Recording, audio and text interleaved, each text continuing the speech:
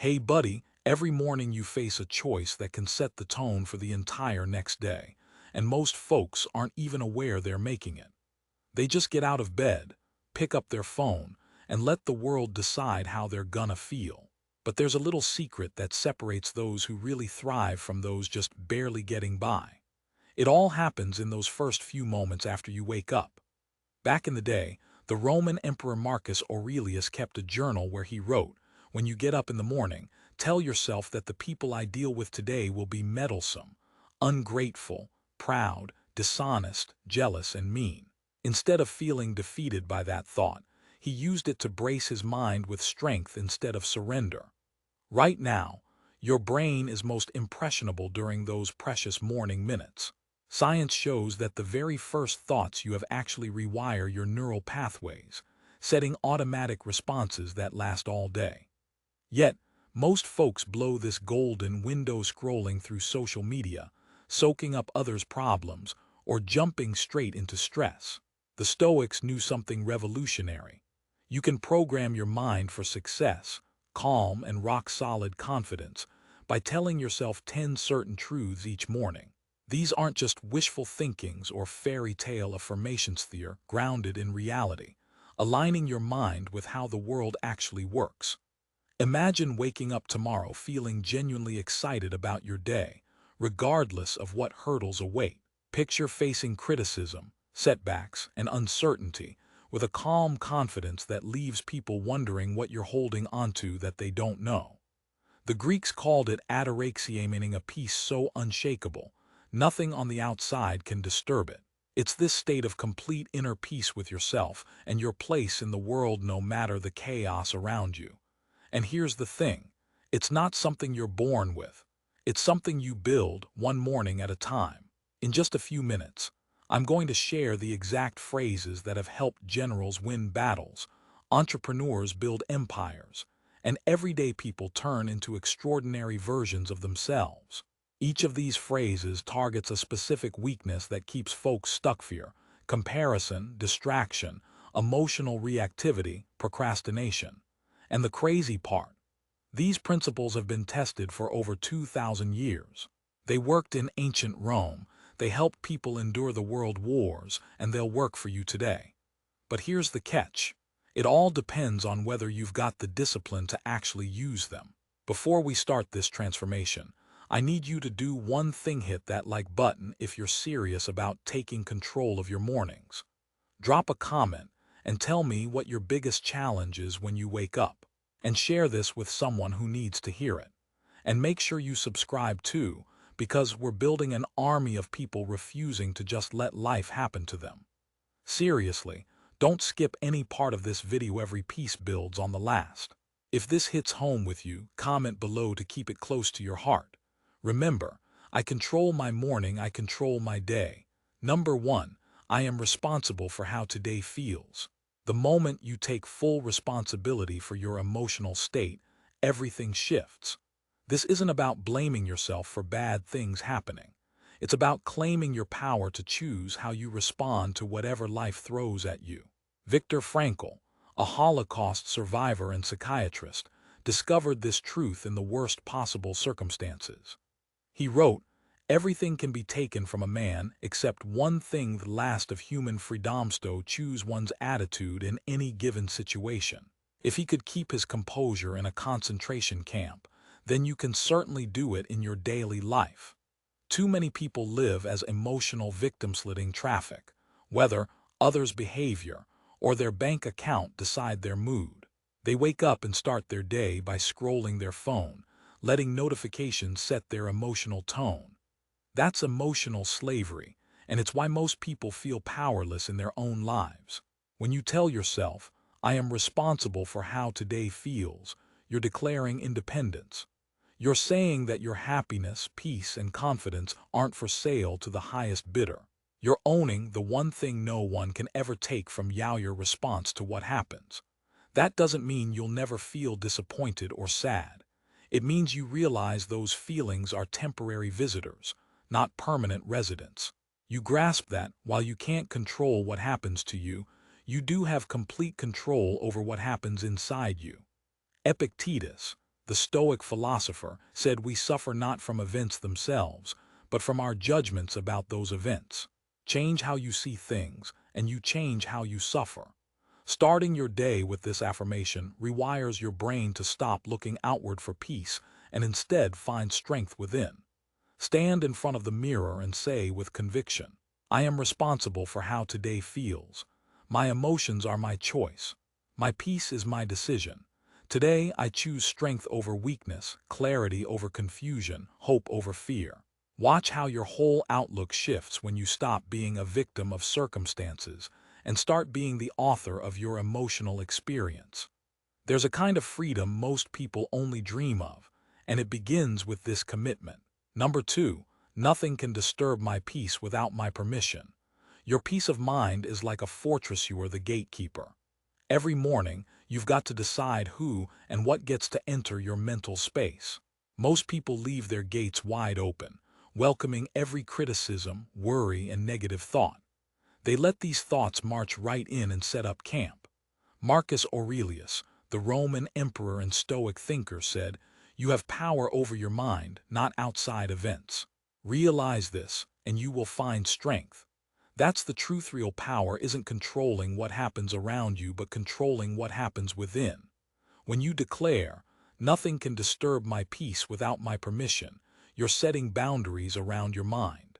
You're saying that your calm isn't some public playground where anyone can come in and cause chaos. Now, you become the security guard of your own mind. It doesn't mean you become robotic or emotionless. It means you develop what the Stoics called the discipline of desire, the ability to stay centered no matter what chaos might be happening outside. You can recognize that someone said something hurtful, but it doesn't have to ruin your day. You can see a setback, but it doesn't have to shatter your confidence. The secret is in the pause, the split second between what happens and your reaction. That's where your power lives. Most folks respond so quickly they don't even realize this space exists. But when you train yourself to find this pause, you discover your superpower. Every morning, stand in front of the mirror and speak. Nothing can disturb my peace without my permission. I am the guardian of my inner world. Today, I decide who and what gets access. When you do this, your entire approach to life changes. You become unshakable. Not because nothing bad happens, but because you've learned to protect what's most important. Number 3, focus only on what you can control. The fastest way to lose your mind is trying to control things outside your reach. Yet thousands of people go through their days worrying about others' opinions, the weather, the economy, politics, and a million other things they simply can't influence. Epictetus's core teaching was clear. Some stuff is in our power, some isn't. He split the universe into 2 categories: things we can control and things we can't. Master this simple idea, and you master your life. What can you genuinely control? Your effort, your attitude, your words, your actions, your reactions, and your decisions. That's it. Everything else, the behavior of others, the past, the future, natural disasters, market drops, your boss's mood, is outside your influence. Most people have it backwards. They waste about 80% of their mental energy trying to control the uncontrollable, while ignoring the things they actually can influence. They worry about what might happen next month instead of what they could do today. They stress over what someone might think while neglecting who they want to become. When you start your day by saying, "Today, I focus only on what I can control," you're making a strategic choice to focus your mental resources where they matter most. You're choosing effectiveness over anxiety, action over worry, influence over helplessness. The Stoics had a powerful exercise called the circle of control. Picture your life as 3 concentric circles. The innermost contains what you control entirely. The middle holds what you can influence somewhat. And the outermost is everything outside your power. Your job: focus 90% on what you control, 10% on what you influence, and almost nothing on what you can't control at all. This mental shift transforms your mornings. Instead of waking up overwhelmed by what's going wrong, you get energized by what you can right. Instead of feeling powerless, you feel laser-focused. Instead of scattered anxiety, you gain clarity. Look yourself in the eye and declare, "Today, I focus only on what I can control. I will not waste energy on what's outside my power. My efforts are on my actions, reactions, and attitude. These are my true sources of power." When you do this, you start living intentionally, and small successes compound into big changes over time. Number 4. Your worth isn't tied to today's results. No matter what happens, whether you land that promotion, win an argument, or have a perfect day, your value as a person doesn't depend on it.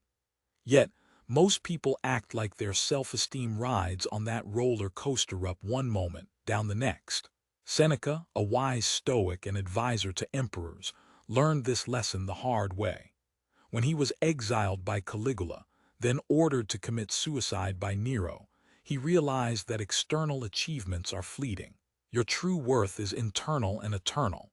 He said, "Every new beginning comes from some other beginning's end." Society trains us to measure ourselves by what we produce, how much money we make, who we're dating, or what titles we hold. We wake up every day feeling like we need to prove ourselves again and again. That's exhausting and destructive because it makes your self-esteem depend on things outside your control. When you say, "My worth isn't measured by today's outcomes," you're breaking free from that performance trap. You're declaring that your value is inherent to you, existed before any victory or setback, and you'll still be you afterward.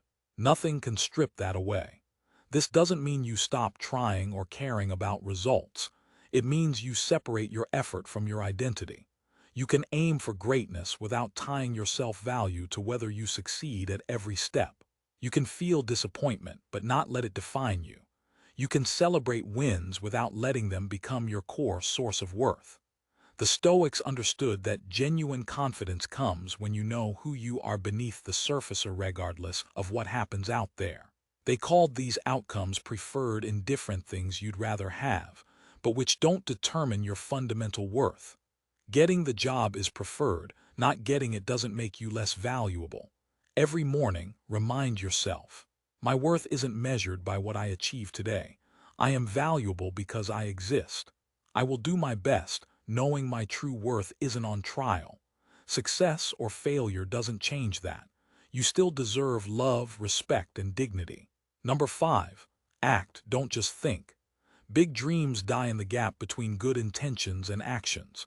Every morning, millions wake up eager to start that business, call a friend, exercise, or write a book. But by night, they've only thought about it, they haven't moved forward. Marcus Aurelius kept a simple mantra. In the morning, when you rise unwillingly, remember, "I'm getting up to do the work of a human being." Intentions without action are just disguised procrastination. The difference between success and failure isn't luck or talent. It's the ability to close that gap between thinking and doing. While most folks are busy planning, successful people are busy executing. While many wait for the perfect moment, winners create the right moment through their actions. When you declare, "I will act," not just intend, you're committing to become a person of action instead of someone stuck in endless planning. You're choosing to do things imperfectly rather than never starting because you're waiting for everything to be perfect. Remember, true Stoic virtue is about action. Knowing what's right isn't enough, you must do what's right. Wisdom isn't just knowing, it's living. Your morning declaration sets the stage. Turn your goals into actual behavior. Instead of saying, "I want to exercise," say, "I will act on my commitment to health." Instead of, "I should call my family," say, "I will call my loved ones." When you move from planning to doing, everything changes. You are no longer a spectator, but the main actor. Stop waiting for the perfect moment. Create opportunities. Don't just hope for things to get better, start making them better. Stand up now and make this vow: "I will act, not just intend." Today, I prioritize action over overthinking, progress over perfection, doing over dreaming. My intentions are meaningless without my actions. Today, I act. Number 6. Every challenge is an opportunity to grow. The same fire that melts butter can also toughen steel. Every morning, you choose which one you'll be when life heats up.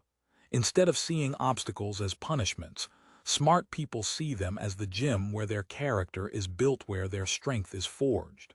James Stockdale, a U.S. Navy admiral and Vietnam prisoner of war, credited his survival to Stoic philosophy. He said, "Never confuse faith that you will prevail with the discipline to face the brutal facts of your current reality. Challenges don't break you, they reveal what you're made of and give you a chance to become stronger." Right now, you might be dealing with financial stress, relationship issues, health concerns, or job uncertainty. Your instinct might be to wish these problems away, curse your luck, or feel sorry for yourself. But what if these aren't happening to you, they are happening for you? The Stoics viewed hardships as training grounds, fate's way of shaping your character. Marcus Aurelius wrote, "The impediment to action advances action. What stands in the way becomes the way." Every obstacle contains the seed of opportunity if you look for it. When you tell yourself every challenge is a chance to grow, your entire view shifts. You stop being a victim of circumstances and instead become a student of life. Instead of asking why me, ask what is this trying to teach me. It doesn't mean you enjoy suffering. It means you recognize that struggle is the price of growth, and growth is the path to a meaningful life. Like muscles, character gets stronger when faced with resistance. Every morning, prepare your mind to see obstacles as stepping stones. Embrace difficulties as opportunities. Tell yourself, "Today, I welcome challenges as chances to build my strength." The struggles of today are the strengths of tomorrow. I don't pray for an easier life, I pray to be a stronger person. Number 7. Don't compare your journey to anyone else's. Comparison is the thief of joy, and it wrecks confidence and authentic success, too. Every morning, millions wake up and immediately measure their lives against the highlight reels they see online, forgetting that they're comparing their behind-the-scenes reality to someone else's polished performance. Epictetus pointed out how much trouble he avoided by not worrying about what his neighbor said or did. Instead, he focused only on himself. His only real competition was who he was yesterday. Social media has turned comparison into an addictive game, scrolling endlessly, feeling inadequate or insecure. You see someone's vacation pictures and suddenly think your life's dull. Someone's big promotion and you feel stuck. Someone's adorable relationship posts and you feel your love life's lacking. But here's the truth. Those images don't show the struggles, failures, fears, or doubts they went through. They're just snapshots, not the full story. When you declare, "I will not compare my journey to anyone else's," you're choosing to run your own race at your own pace, toward your own finish line. You're refusing to let others' timelines and successes define your worth. Everyone's starting points, resources, challenges, and goals are different. Your journey is uniquely yours because you're uniquely you. Your background, your strengths, your struggles, your dreams all are yours alone. Trying to live someone else's life is like trying to wear someone else's shoes. It might look good from the outside, but it'll never fit right and it'll cause discomfort. The most fulfilled and successful people define success on their own terms. They stop impressing others with achievements that aren't theirs to claim. This morning, commit. I will not compare my journey to anyone else's. My path is one of a kind and my timing is perfect. I'll celebrate others' wins without diminishing my own. Today, I stand proud of my progress because it's mine. I am exactly where I need to be. Number 8. Choose discipline over motivation. Motivation is as unpredictable as the weather, here today, gone tomorrow. One day you wake up feeling unstoppable, the next, you can barely get out of bed. But discipline is like breathing, gets steady, regardless of how you feel. Marcus Cato the Younger, a Roman general and Stoic, was famous for his unwavering discipline. Even in the dead of winter, he'd walk barefoot through Rome's streets to strengthen his resolve. He understood that comfort kills greatness, and discipline is the bridge from dreams to reality. You don't need to be motivated to start, you need discipline. Most people wait for motivation to hit like lightning. They think they need to feel inspired or energized before taking action. The trouble, that day often never comes. Meanwhile, disciplined folks are out there building their empire while others keep making excuses. When you declare, "I choose discipline over motivation," you're freeing yourself from the roller coaster of feelings. You're saying your actions won't be swayed by how you feel. You're choosing to be someone who does what needs to be done whether they feel like it or not. Discipline is like a muscle. Use it consistently, and it gets stronger. Every time you push yourself to do what's right, even when it's hard or boring, you're building your character. The Stoics called this the discipline of action, doing what virtue requires, even when it's uncomfortable. Think about the most successful person you know. I bet they're not more motivated than you. They're more disciplined. They've learned to separate their actions from their feelings and to stay true to their core values. So make a declaration today. I choose discipline over motivation. I will act according to my commitments regardless of how I feel. That's how you turn intentions into results. That's how you build greatness. Number 9. Cultivate gratitude. It will change how you see everything. Your outlook shapes your entire experience. Gratitude is like a powerful lens, a way to see even the smallest blessings as extraordinary. Every morning, you can choose whether to focus on what's missing or what's present. One path leads to misery, the other to abundance. Seneca said, "It's not that we have a short time to live, but that we waste a lot of it." He understood that gratitude isn't about ignoring problems. It's about recognizing the miracles that exist within our daily lives. Right now, while you're listening, your heart is beating without your thinking about it. Your lungs are breathing on their own. You likely have access to clean water, a roof over your head, and the ability to listen to these words, technologies that would seem like magic to someone just a century ago. When you choose gratitude, you're training your brain to notice abundance instead of scarcity. Scientific research shows that practicing gratitude actually rewires your brain, creating new neural pathways that boost optimism, resilience, and contentment. This doesn't mean pretending everything's perfect or ignoring real problems. It's about maintaining perspective and appreciating what you do have. Even on your worst days, there are things worth being thankful for. Happiness isn't about having everything you want, but about valuing what you already possess. The Stoics used to practice negative visualization, imagining losing what they cherish: health, loved ones, possessions, to deepen their appreciation for what they had. This morning ritual can turn your whole day around, shifting your focus from problems to blessings. Declare today, "Gratitude will shape how I see the day. I will notice and appreciate the good surrounding me. I choose abundance over scarcity, appreciation over complaints, and wonder over worry." When you do, you'll find your life becoming fuller, richer, and more joyful. Number 10.